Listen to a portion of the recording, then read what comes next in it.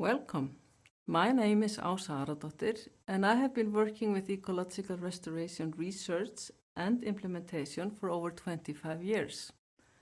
Currently, I'm a professor of restoration ecology and a studies committee member and a core teacher of the UNU Land Restoration Training Program. By now, you have seen why it is important to prevent land degradation and that healthy land is a key to reach the UN Sustainable Development Goals. In this video, we will explore the solutions that can be used when we have land that is in bad condition and performs under its potential. Many people depend on such degraded lands for their livelihood. So what can be done? Ecological restoration and sustainable land management are key components of the solution, and this video focuses on the former. After watching this video, you will be able to explain what ecological restoration is and what drives restoration activities.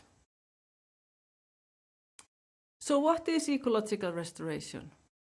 It is the process of assisting the recovery of an ecosystem that has been degraded, damaged, or destroyed. Note the use of words here: process, assisting, and recovery.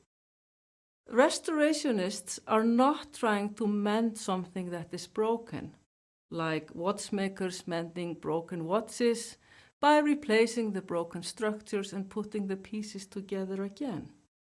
The role of the restorationist is more like the role of a doctor that assists the recovery of a sick or injured patient. The doctor does that by operating on the patient or giving him or her medicines and by resting the injured part. All this helps the patient to get healthy again, although the healing process itself takes place within the body of the patient over time. Likewise, the recovery of a damaged ecosystem is a process that takes place within the ecosystem over time. It involves the recovery of ecosystem structure and important functions, such as retention of soil water, nutrient cycling, and energy capture. Ecological restoration is therefore about facilitating, speeding up, and trying to guide the improvement of land condition towards its potential or reference state. When thinking about restoration, many of us tend to focus on the restoration tools or the interventions applied in restoration. These are diverse depending on the type of ecosystem and the severity of the degradation. On badly eroded land, amendments to stabilize eroded surfaces and improve growing conditions for plants are common. Seeding or planting of missing key species are needed in many ecosystems, and restoration of drained wetlands may depend on the building of dams to restore the former water table. Other tools may include fire to change the vegetation cover and biodiversity, temporary protection from grazing or other traditional uses, etc. But it is important to keep in mind that these interventions are only means to facilitate the recovery of the ecosystem functions and structure that are needed to attain the goals of each restoration project. So what do we want to achieve when we restore land? Ecological restoration can take different forms, aiming to guide recovery of damaged ecosystems and prevent further degradation, to compensate for habitat loss, that is to mitigate or offset destruction of natural ecosystems due to construction of, for example, roads or due to mining activities, to increase the delivery of a variety of ecosystem services, such as food or fiber production, provision of clean water, carbon sequestration, or even opportunities for recreation, to enhance resilience of ecosystems to disturbances such as floods, droughts, ashfall associated with volcanic eruptions, tsunamis, etc. These goals will shape the objectives of different restoration projects. Some are complementary, but others may call for different ecosystem properties. Although goals and objectives of restoration can be diverse, improvement of land condition is a common theme to them all.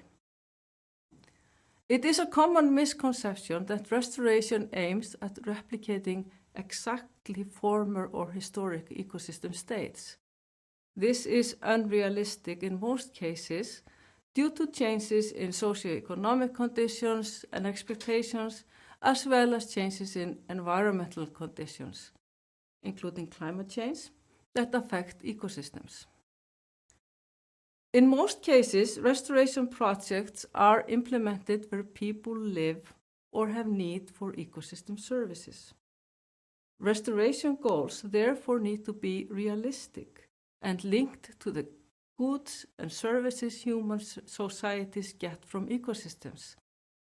And they have to be set in the context of socioeconomic reality of each region. What drives land restoration? I guess it has become obvious to you at this point. It is the poor condition of many of Earth's ecosystems and the loss of their capacity to provide services and support livelihoods that often drives restoration.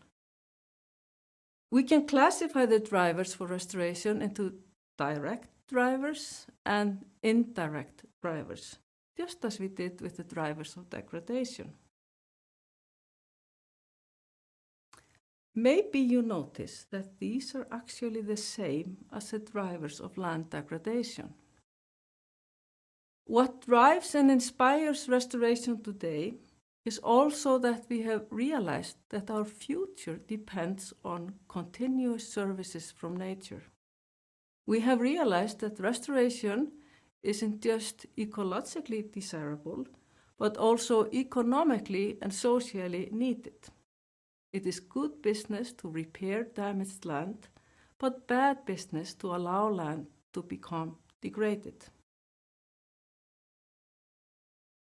We have already talked about resilience, the ability of ecosystems to resist change or bounce back to a healthy state after disturbances. Land in good condition, healthy ecosystems, generally have strong prevention and self-repair mechanisms. If land degradation is not too severe, changes in land management to reduce pressures from human-induced disturbances, for example grazing or agricultural mismanagement, may be sufficient to induce ecosystem recovery without further interventions.